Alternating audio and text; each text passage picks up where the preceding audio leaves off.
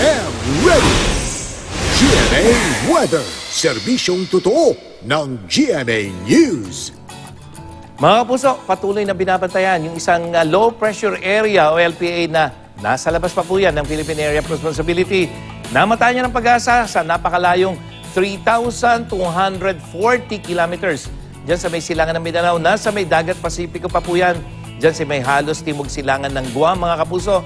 At unti-unti ay nakikita natin na nadidevelop itong low pressure area nito.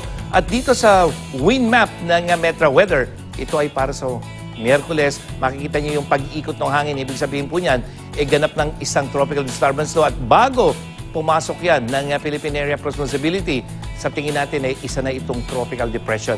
Kaya mga kapuso, babantayan natin to. Pero ito ay sa Biyernes pa. So kung magkakaroon ng mga pagulan, hindi pa po dulot yan ng nasabing LPA. At kung itutuloy pa rin natin yung forecast, araw ng Sabado, posibleng lalapit siya ng gusto dyan sa Mindanao. Pero marami pa mangyayari mga kapuso, kaya babantayan natin itong low pressure area to. Pero sa ngayon, tail end ng cold front ang nakakapekto dito sa may eastern section ng Mindanao, habang hanging amihan o northeast monsoon naman ang umiihip sa Luzon at Visayas.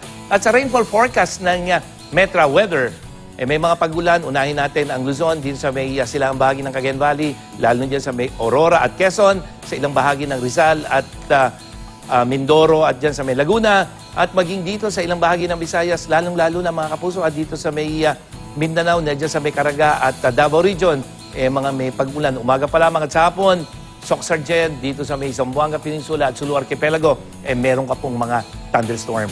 At dito sa Metro Manila, mananatiling mababa ang tsansa ng ulan maghapon, bahagyang maulap lamang, pero sa gabi, nagiging maaliwalas, at yan ang dahilan kung bakit magiging malamig sa gabi. At ngayong umaga, ay aabot ng 22 degrees Celsius yung ating init factor.